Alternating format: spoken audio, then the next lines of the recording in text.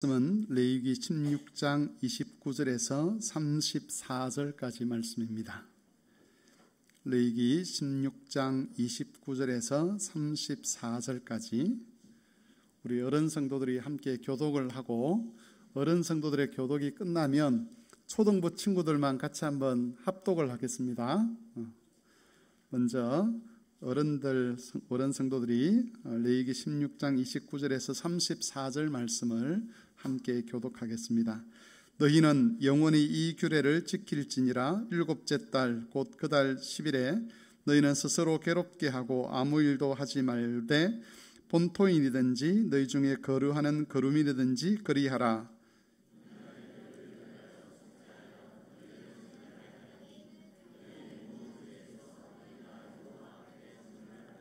이는 너희에게 안식일 중에 안식일인즉 너희는 스스로 괴롭게 할지니 영원히 지킬 규례라.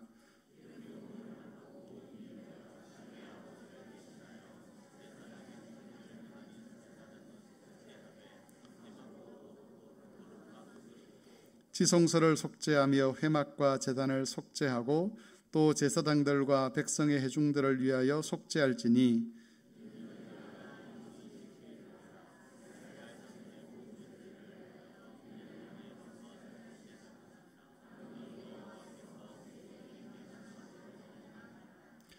이제는 우리 초등부 친구들만 같이 16장 29절에서 34절까지 다 같이 합독을 하겠습니다.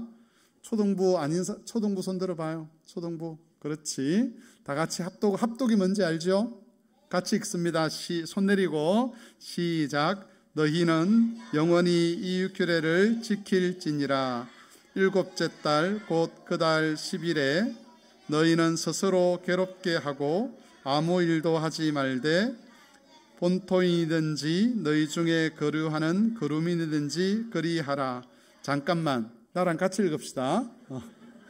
너무 빠르게 읽어도 안 되고 너무 늦게 읽어도 안 되고. 자, 이 30절 읽습니다. 시작. 이 날에 너희를 위하여 속죄하여 너희를 정결하게 하리니 너희의 모든 죄에서 너희가 여호와 앞에 정결하리라. 이는 너희에게 너희는 스스로 괴롭게 할지니 영원히 지킬 규례라. 기름 부음을 받고 위임되어 자기 아버지를 대신하여 제사장의 직분을 행하는 제사장은 속죄하되 세마포 곧 거룩한 옷을 입고 지성소를 속죄하며 회막과 제단을 속죄하고 또 제사장들과 백성의 회중을 위하여 속죄할지니 이는 너희가 영원히 지킬 규례라. 이스라엘 자손의 모든 죄를 위하여 1년에 한 번 속죄할 것이니라. 아론이 여호와께서 모세에게 명령하신 대로 행하니라. 아멘. 너는 시냇가에 심은 나무라. 찬송하겠습니다.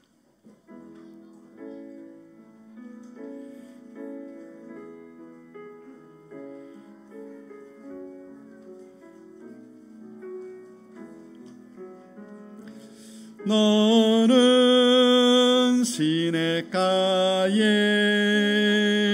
심은 나무라. 하나님의 사랑 안에 믿음 뿌리 내리고 주의 뜻대로 항상 살리라. 쟤네들이 띄엄띄엄 읽어도 나중에 성경 말씀대로 잘 살아가는 그런 믿음의 일꾼들이 될 겁니다. 오늘은 제19가 거룩한 백성을 원하시는 하나님이라는 주제로 읽었던 본문을 중심으로 하나님의 말씀을 살펴보겠습니다. 이스라엘 백성들에게는 큰 새 절기가 있었습니다. 명절이죠. 제가 이 자리를 빌어서 한 가지 말씀드리고 싶은 것이 있는데, 우리 교회에서는 우리 고유의 명절 이런 말을 가능하면 사용하지 않는 것이 좋습니다.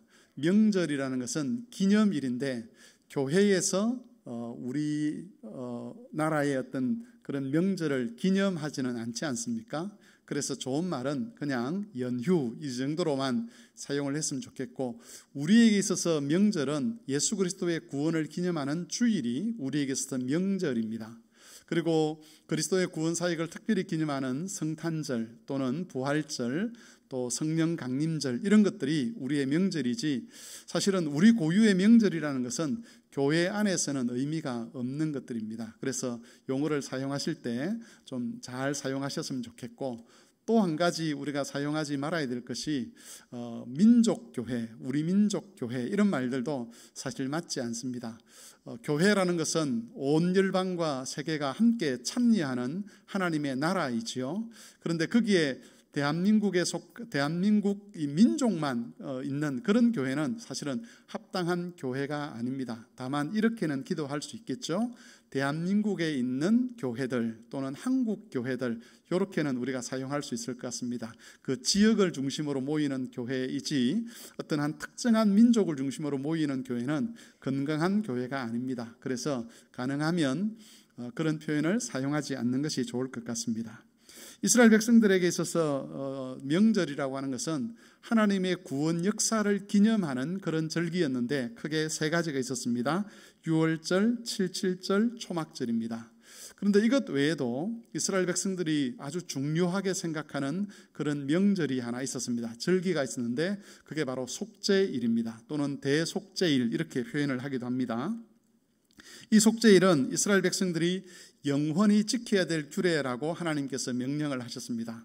그리고 안식일 중에서 안식일이다라고 그렇게 말씀하기도 하셨습니다. 왜냐하면 이 날이 되면 백성들의 모든 죄가 하나님 앞에 용서받는 그런 은혜가 임하기 때문입니다. 속죄일이 되면 제사장을 중심으로 이스라엘 백성들 사이에 크게 세 가지 의식이 진행이 되었습니다. 첫 번째는 제사장들을 정결케 하는 의식이었습니다. 대제사장, 그리고 대제사장의 자녀들, 그리고 그 가족들을 위한 제사가 드려졌는데, 이때 숫송아지를 잡고 그 숫송아지의 피를 이 성소 안에 있는 속죄소 오른쪽과 정면에 뿌리도록 그렇게 되어 있습니다. 속죄소가 뭔가 하는 것을 우리가 살펴봐야 되는데, 그림을 한번 보여주십시오. 속죄소, 네, 저게 속죄소입니다. 근데 저건 원래 속죄소 모습이 아니라 상상한 모습입니다. 우리가 속죄소가 정확하게 어떻게 되었는지는 알 수가 없는데 상상을 하는데, 밑에 있는 것은 언약궤입니다. 그 십계명 두 돌판을 담고 있는 언약궤고, 그 언약궤의 뚜껑이 속죄소인데 거기에 두 그룹, 이 그룹이라는 말은 천사라는 거죠. 두 천사가 저렇게 날개를 서로 마주보고 날개를 이어서 마주보고 있는 그 형상이 그 위에 새겨져 있습니다. 그 조각되어 있습니다. 그리고 그게 이제 속죄소 그 언약궤를 덮고 있는데, 그 언약궤를 덮고 있는 저 뚜껑을 가리켜서 우리가 속죄소다 그렇게 부릅니다. 천사가 저렇게 생겼는지는 알 수가 없습니다. 저건 상상도라 그랬죠, 그죠? 이해를 돕기 위해서 요즘 유행하는 챗 GPT한테 물어봤습니다. 상상도를 한번 그려봐라 이러니까 저렇게 그림을 그려왔는데 실제로 저렇지는 않을 수도 있습니다. 다만 그룹들이 있고 그룹의 날개가 서로 연결되어서 언약궤를 덮고 있는 그림이다. 그 정도만 이해를 하면 되겠습니다. 예, 꺼주셔도 됩니다. 이제 이 속죄소 앞에 피를 뿌리게 됩니다. 이것이 첫 번째 의식입니다. 두 번째는 백성들 전체를 위한 그런 속죄입니다. 대제사장은 백성들의 죄를 정결케 하기 위해서 이번에는 염소를 그렇게 준비를 합니다. 염소를 두 마리를 준비하는데, 하나는 하나님께 제사를 드리기 위해서 준비를 하고 하나는 아사셀을 위해서 준비한다라고 그렇게 되어 있습니다.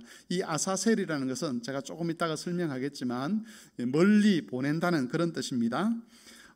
염소를 잡는데 동일한 방식으로 잡아서 속죄소에 피를 뿌리게 됩니다. 그러면 백성들의 죄가 사해지게 되고, 그 나머지 것들은 나중에 이제 영문 밖으로 가져가서 불살하게 되는데, 그때 아사셀을 위해서 그 특별히 준비한 염소에게 제사장이 안수를 합니다. 안수를 하는데 그 안수하는 의미는 뭐냐면 이스라엘 백성들의 우리 이스라엘 백성 전체의 죄를 이 염소에게 뒤집어 씌운다 또는 증가를 시킨다 이런 의미가 이 안수하는 겁니다. 그러고 난 다음에 이 염소를 광야로 끌고 광야로 데려가서 사람들이 살지 않는 광야로 그냥 내보내 버리는 것이죠. 그건 어떤 의미가 있겠습니까? 죄를 이스라엘 백성들과 분리시킨다는 그런 의미가 있겠죠. 하나님 앞에서 염소의 피를 흘려 속죄소 앞에 뿌리게 되면 하나님께서 이스라엘 백성의 모든 죄를 용서하신다는 것을 알려주시는데 어떻게 알려주시느냐? 염소의 머리에 안수를 하게 하고 이 죄를 뒤집어진 염소를 이스라엘 백성들에게서 멀리 내쫓아 버림으로써 이스라엘 백성들의 죄가 더 이상 이 안에 있는 것이 아니라 이제는 이스라엘과 그 죄가 분리되었다는 것을 그렇게 나타내시는 겁니다. 그리고 세 번째로 하는 일은 대제사장과 백성들을 위해서 마지막으로 번제를 드리는 일이었습니다. 이렇게 제사장을 위한 제사, 또 제사장을 위한 핏뿌림, 그 다음 백성 전체를 위한 핏뿌림, 그러고 난 다음에 마지막으로 번제를 드리게 되면 이 모든 의식을 통해서 이스라엘 백성은 죄의 사함을 받고 정결케 되었습니다. 특별히 이때는 일곱째 달이라고 그렇게 되어 있는데 일곱째 달은 언제냐 하면 우리 지금의 달력으로 치면 9월이나 10월에 해당되는 그런 날이었습니다. 그런데 이스라엘 백성들은 이때가 한 해를 시작하는 때였습니다. 그러니까 하나님께서 이스라엘 백성을 정결케 하시고 난 다음에 새롭게 한 해를 시작하도록 하신 것이죠. 이런 것들이 주일마다 우리는 반복되지 않습니까? 주일날 우리가 하나님 앞에 와서 예배를 드립니다. 근데 그 예배 가운데 뭐가 있죠? 우리가 죄 용서를 구하는 의식이 있죠, 그죠? 그러고 나면 목사가 뭘 선언합니까? 죄 사함의 은혜를 선언하죠. 이제는 여러분 모두가 하나님 앞에 죄 용서를 받은 사람입니다. 이 선언은 그냥 목사가 한번 툭 던져보는 말이 아니라 하나님께서 예배에 참석한 믿음으로 참석한 성도들의 영적 상태에 대해서 목사의 입을 통해서 선언을 하시는 겁니다. 더 이상 너희는 죄에 대한 책임이 없다. 너희는 정결한 백성이다. 너희의 모든 죄가 사해졌다라고 선언해 주시는 것이죠. 그래서 우리가 물론 우리의 죄라는 것이 일주일 동안 죄를 지으며 살 때에 그 죄가 우리에게 쌓여서 우리가 여기 오는 것은 아닙니다만은 그림을 그리자면 그런 식으로 그림을 그릴 수가 있겠죠. 일주일 동안 하나님 말씀대로 살아보기 위해서 이렇게 저렇게 애를 쓰고 헌신을 하지만 우리가 한 주간을 돌아보면 우리 안에 쌓여 있는 그 죄의 흔적들이 있지 않습니까? 그 죄의 흔적들을 가지고 하나님께 나왔는데 하나님께서 그리스도의 이름으로 뭘 선언해 주시는 겁니까? 2년 전에 3년 전에 있는 죄 그 끝도 하나님께서 해결하시지만 그 모든 죄를 매 예배 시간마다 죄 용서의 은혜를 선언해 주심으로써 우리가 정결케 되었다는 것을 확인시켜 주시고 이제는 더 이상 죄에 매일 필요가 없다는 것을 확인시켜 주시고 어디로 파송하시는 거죠? 가정으로 파송하시고 직장으로 파송하시고 세상으로 파송하는 겁니다. 파송하셔서 기대하시는 것 있지 않습니까? 이제는 담대하게 살아라. 죄의 종로로 타지 말고 담대하게 그리스도 이름으로 살아라는 그런 의미로 깨끗한 백성으로 살라는 그런 의미로 하나님께서 우리를 세상으로 내보내시는 거죠. 이스라엘 백성들의 그 주기는 특별히 죄 용서와 관련된 주기는 매주일마다 되었지만 1년마다 이 속죄일을 통해서 확실하게 이스라엘 백성들에게 계시가 된 것입니다. 두 번째로 주제로 속죄일과 정결에 관한 겁니다. 하나님은 속죄일을 통해서 이스라엘 백성의 부정함과 죄를 속죄하셨습니다. 이때 속죄라는 말이 가지고 있는 의미가 세 가지입니다. 첫 번째는 죄를 덮는 겁니다. 노아가 방주를 만들고 난 다음에 역청으로 그 나무로 만든 방주를 덮었습니다. 가린 거죠. 이것처럼 속죄라는 말은 가린다, 덮는다라는 그런 뜻이 있습니다. 하나님께서 우리 죄를 덮어버리는 거죠. 우리에게 죄가 있는데 이 죄가 보이지 않도록 덮어버린다는 그런 의미로 속죄라는 말을 사용을 하는 겁니다. 그래서 여러분, 속죄받은 백성들의 죄는 하나님의 눈앞에 펼쳐지지 않습니다. 죄가 없어서 펼쳐지지 않는 것이 아니라 하나님 그리스도의 피로 인해서 그 죄가 다 가려지게 되는 겁니다. 이게 속죄라는 말이 가지고 있는 첫 번째 뜻입니다. 두 번째 뜻은 씻는다 또는 쓸어내린다는 뜻이 있습니다. 우리가 물을 가지고 더러운 것을 씻어내듯이 하나님의 피를 통해서 그 백성들의 죄를 씻어내는 겁니다. 제가 최근에 참 재미있는 그 영상을 하나 봤는데, 고압 세척기라고 아시죠, 그죠? 수돗물을 보통 이래 우리가 호스를 가지고 물을 뿌리면 이 물이 강도가 약해가지고 웬만한 것들은 잘 벗겨지지 않는데, 고압 세척기를 사용해 보니까 찌든 때들도 이렇게 쫙 다 빠지더라고요. 벽 같은 데 묻어 있는 먼지들을 세척기로 뿌리니까 깨끗하게 되는 것을 봤는데, 그런 것처럼 그리스도의 피로 우리의 죄 자체를 완전히 우리에게서 씻어버리는 것, 이게 속죄라는 말이 가지고 있는 두 번째 뜻입니다. 그리고 세 번째 뜻은, 오늘 본문에는 이 뜻이 나타나지 않지만 세 번째 뜻은 보상하다 또는 배상하다는 그런 뜻이 있습니다. 우리의 죄는 하나님께 피해를 입힙니다. 하나님의 영광을 훼손하는 것이죠. 그러면 그 죄값을 누군가가 지불을 해야 됩니다. 죄값이 뭐죠? 죄값은, 죄의 삭은 뭐라 그럽니까? 사망이라 그러죠. 죄를 지으면 그 죄의 삭을 지불해야 되는데 그 삭을 우리가 지불할 수가 없게 됩니다. 그래서 누가 대신 지불하느냐 하면 하나님께서 그 삭을 우리 대신 지불해 주시는데, 바로 그것을 가리켜서 속죄한다, 그렇게 이야기를 합니다. 죄값을 지불했기 때문에 죄의 책임을 더 이상 우리에게 물을 수가 없는 거죠.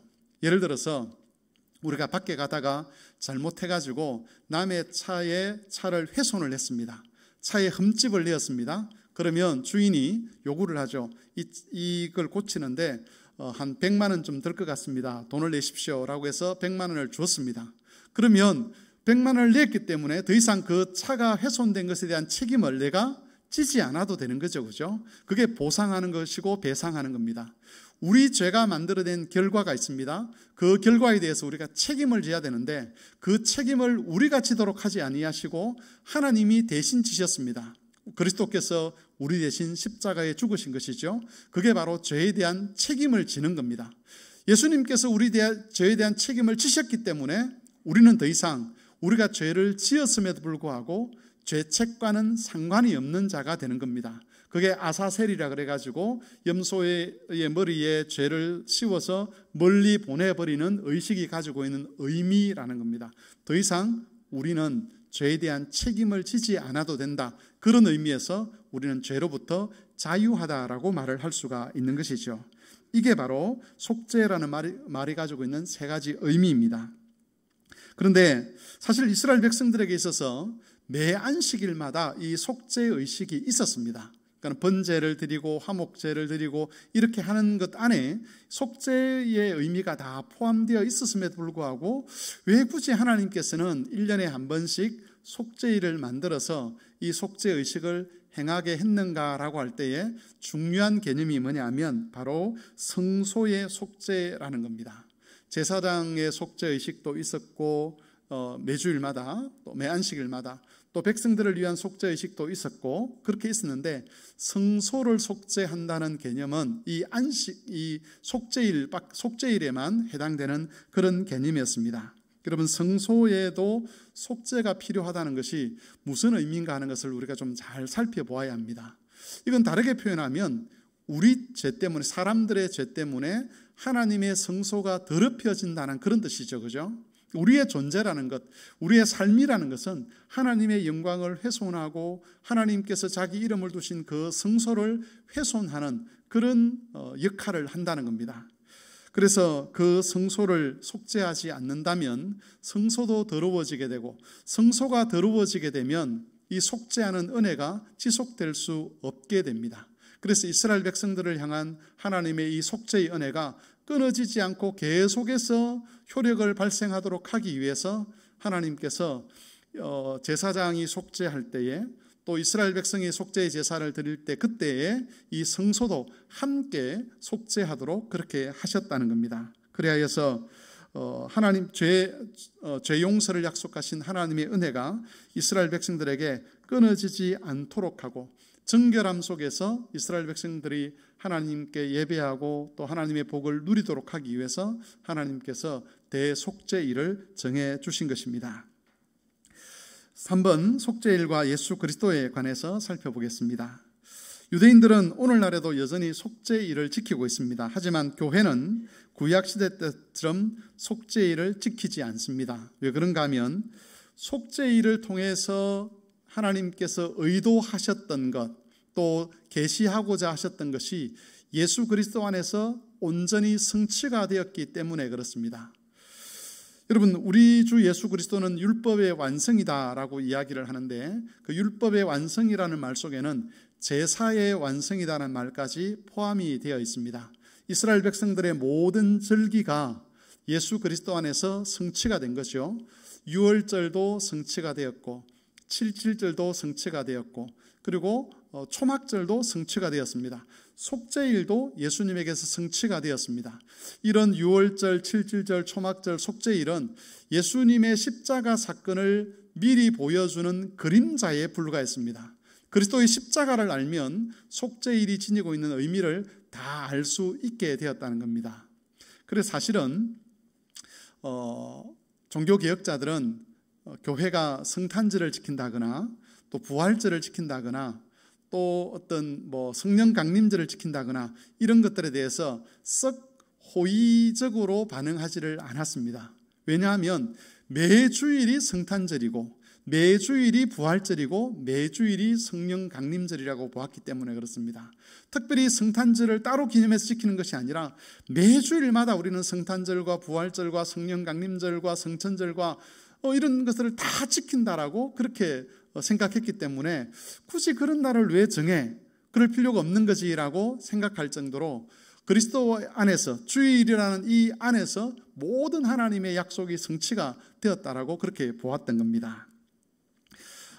이 속죄일의 의미를 잘 알기 위해서는 예수 그리스도의 십자가 사건과 비교를 해볼 필요가 있는데 속죄일과 십자가 사건의 유사한 것들이 있습니다. 첫 번째는 속죄 소유의 짐승의 피가 뿌려짐으로 이스라엘 백성들이 죄와 부정에서 깨끗하게 된 것처럼 우리는 십자가에 흘리신 그리스도의 피를 통해서 온 인류가 죄의 사함을 받고 깨끗하게 되어서 하나님과 화목되는 그런 은혜를 누리게 되는 것입니다.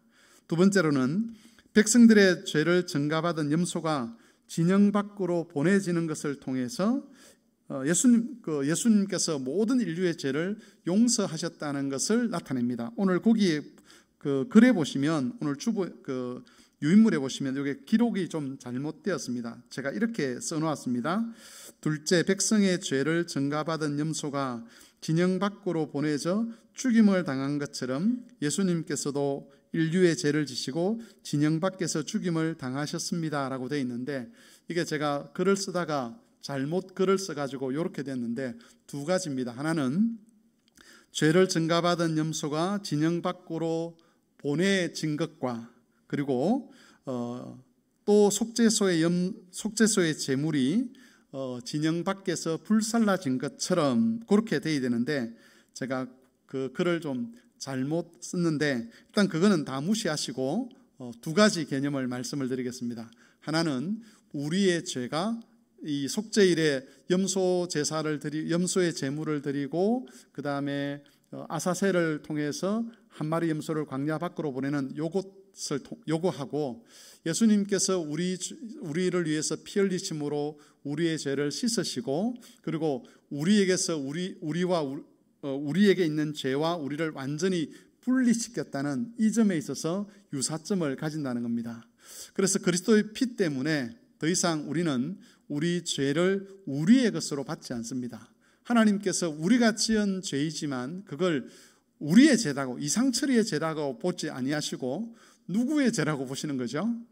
황송하게도 그리스도의 죄라고 보시는 겁니다. 그래서 제가 받아야 될 죽음을 그리스도에게 씌우시고 우리를 향해서는 죄와 상관없는 자다, 정결한 자다라고 그렇게 인정을 해 주시는 겁니다. 그런데 이런 유사점도 있지만 속죄일은 그것을 완성하신 그리스도 덕분에 달라진 부분도 있습니다. 첫 번째, 구약 백성들은 매년마다 속죄일을 지키고 매년마다 속죄를 위한 제사를 드려야만 했습니다. 그런데 예수 그리스도께서 십자가에서 그 속죄일을 성취하시고 난 이후에는 더 이상 우리가 제사를 드리지 않습니다. 왜냐하면 예수님께서 자신의 몸을 영원한 제물로 드리셨기 때문에 그렇습니다. 구약의 염소의 피를 가지고 제사를 지낸다고 해서 그 염소의 피 자체에서 죄를 사하는 효력이 나오는 것은 아닙니다. 그건 약속이죠. 그러다 보니까 이 사람들은 매년마다 정해진 절기에 제사를 드려야만 했습니다. 그런데 우리는 그럴 필요가 없는 거죠. 왜냐하면 예수님께서 한 번 자신의 피로서 우리의 죄를 사해 주셨는데 그 효력이 한 번으로 끝나는 것이 아니라 그리스도께서 다시 오셔서 우리를 영화롭게 할 때까지 계속해서 이어지기 때문에 그렇습니다. 그 제사의 효력이 끝날까지 이어지기 때문에 한 번 그때 제사 드린 것으로 이제 끝난다는 것이죠. 그래서 우리에게는 더 이상 우리 속죄를 위한 제사를 드릴 필요가 없습니다. 다만 뭘 드리는 거죠? 그렇게 우리를 속죄하신 하나님의 은혜에 대해서 감사하는 예배를 드리는 거죠. 그러니까 제사를 드리는 것이 아니라 우리는 예배를 드리는 겁니다. 천주교에 가면 미사라 그러죠. 미사의 의미는 뭐냐면 제사라는 뜻입니다. 그들은 매주일마다 제사를 드립니다. 그러면 제사를 드린다는 말은 그들의 의식 속에 뭐가 없다는 거죠? 죄 용서의 확신이 없다는 겁니다. 그들은 자신들의 죄를 매주일마다 그리스도라는 제물을 드려서 하나님께 제사를 드려야만 죄 용서를 받을 수 있다라고 보는 것이고, 우리는 그런 믿음이 아니라 한 번 그리스도께서 십자가에 죽으심으로 영원히 우리의 죄를 대속하셨기 때문에 더 이상 제사를 드리는 것이 아니라 감사의 예배를 드리는 겁니다. 이건 히브리서 말씀에 있는 이야기이기 때문에 제가 다시 설명하지는 않겠습니다. 그리고 두 번째로는 거기 보시면 오직 대제사장만이 속죄일에 한 번 하나님의 전으로 나아갈 수 있었는데 우리는 언제나 하나님의 전으로 나아갈 수가 있게 되었다는 것이죠. 예수님이 십자가에 죽으실 때 찢어진 게 있다 그랬습니다. 뭐가 찢어졌죠? 성소의 휘장이 찢어졌습니다. 그 휘장은 하나님께로 나아가는 길을 막고 있는 역할을 하는 담의 역할이 있는데 그 담을 하나님께서 무너뜨리신 겁니다. 그 담을 무너뜨리시고 언제든지 하나님 앞으로 나아갈 수 있도록, 은혜의 보좌 앞으로 나아갈 수 있도록 그렇게 하나님이 허락을 해 주셨습니다.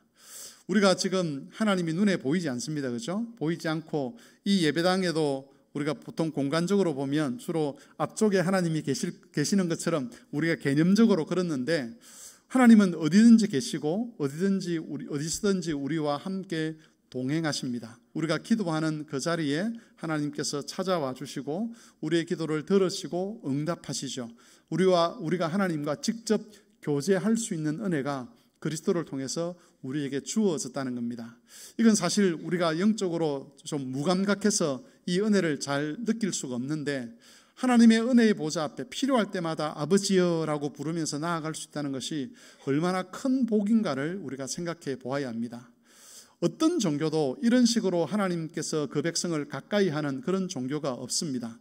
그 신이 그 백성들의 기도에 대해서 이런 식으로 받아주는 그런 신이 없다는 것이죠. 제물을 드리든지 뭘 드리든지 그렇게 드려야만 그 정성을 보고 그 기도를 듣든지 아니면 물리치든지 이렇게 하는데, 하나님께서는 그런 것과 상관없이 언제든지 자기를 찾는 자들에게 응답해 주실 그런 하나님으로 우리에게 약속해 주셨습니다.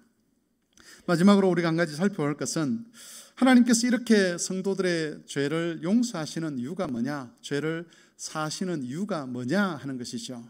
물론 하나님께서는 우리와 교제하기를 원합니다. 죄가 있는 자들과 하나님은 교제하실 수가 없지요. 그런데 그럼에도 그것과 더불어서 하나님께서 우리에게서 기대하는 것이 있는데, 그건 바로 우리의 거룩함입니다.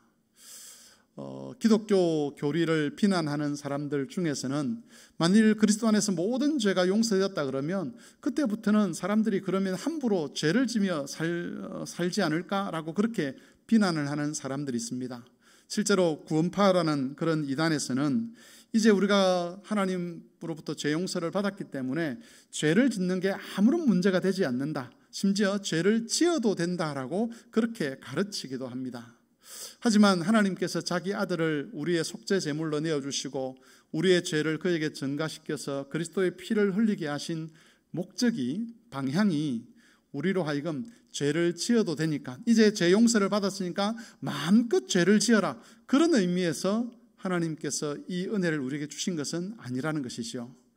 하나님께서 이 은혜를 주신 목적은 더 이상 죄에 얽매이지 말고 과거에 지었던 그 죄가 네 심령을 자극할 때, 네 양심을 자극할 때 거기에 매여가지고 내가 왜 그 죄를 지었을까, 왜 이랬을까, 왜 저랬을까, 더 이상 그렇게 생각하지 말고 그건 이제 떨쳐버리고, 그건 이제 그리스도께서 다 해결하셨으니까 이제 떨쳐버리고 거룩함을 위해서 살아가라라고, 그런 의미에서 하나님께서 죄 용서의 은혜를 우리에게 주시는 겁니다. 또한 살아가다 보면 이렇게 저렇게 우리 연약함 때문에 하나님 앞에서 범죄하는 경우들이 있는데, 그럴 때 하나님께서 혹 너희가 그렇게 범죄했을 때라도 그 죄에 매이지 말고 그리스도께서 그 죄를 사하셨다는 것을 기억하고 그 자리에서 일어서서 다시 거룩을 향해서 나아가라라고 그렇게 이야기를 하는 겁니다. 어떤 사람이 재밌는 비유를 했습니다. 우리가 하나님 앞에서 거룩한 삶을 살아가는 것을 등산하는 것에 비유한 사람이 있습니다. 등산을 하면 산에 올라가게 되죠. 올라가다가 발을 잘못 디뎌서 떼굴떼굴 한 몇 걸음 뒤로 굴렀다고 한번 생각해 보십시오. 그러면 어떻게 해야 되죠? 일어서서 밑으로 다시 내려가야 됩니까? 아니죠. 일어서서 그 자리에서 어떻게 하면 되죠? 다시 정상을 향해서 올라가면 되는 것이죠. 근데 많은 그리스도인들이 그렇게 하지 않는다는 겁니다. 하나님의 말씀을 따라 살아가다가 자기의 어떤 실수나 연약함이나 또는 어떤 자신의 죄된 본성을 따라 죄를 짓고 나면 다시 어디로 내려가려고 하느냐면 영적 기초로 내려가려고 한다는 거예요.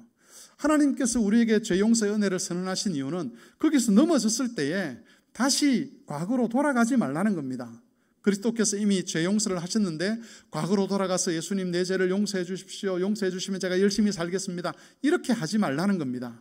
이미 그건 하나님이 해결하신 사건이니까 넘어진 자리에서 일어나서 먼지를 털고 다시 하나님이 말씀하신 그 믿음의 정상을 향해서 올라가면 되는 겁니다. 우리에게 그런 자유함을 주시기 위해서 이런 속죄의 은혜를 우리에게 베풀어 주셨습니다. 그러므로 성도 여러분, 혹 살아가시다가 또 혹 이렇게 지내시다가 실수든 고의든 성도가 해야 될, 하지 말아야 될 그런 말이나 행동을 하고 그 양심의 가책이 느껴질 때에 하나님 앞에 이렇게 기도하십시오. 하나님, 제가 연약해서 넘어졌습니다. 그러나 그리스도께서 이미 나의 모든 죄를 사하셨음을 제가 믿습니다. 제가 다시 시작하겠습니다. 죄책에 매여서 과거로 돌아가지 아니하고 영적인 기초로 돌아가지 아니하고 다시 이 자리에서 하나님을 향해서 나아가겠습니다. 나를 도와주십시오라고 그렇게 기도하는 것, 그게 속죄의 은혜를 베푸신 목적이라는 것을 꼭 기억하셨으면 좋겠습니다. 그래서 우리 모든 성도님들이 더 이상 죄의 올무에 얽매이지 마시고 정말 담대하게 그리고 자유롭게 거룩한 삶을 향해서 그 믿음 안에서 자라가는 그런 모든 교우들이 되실 수 있기를 바랍니다. 들었던 말씀을 생각하며 찬송가 206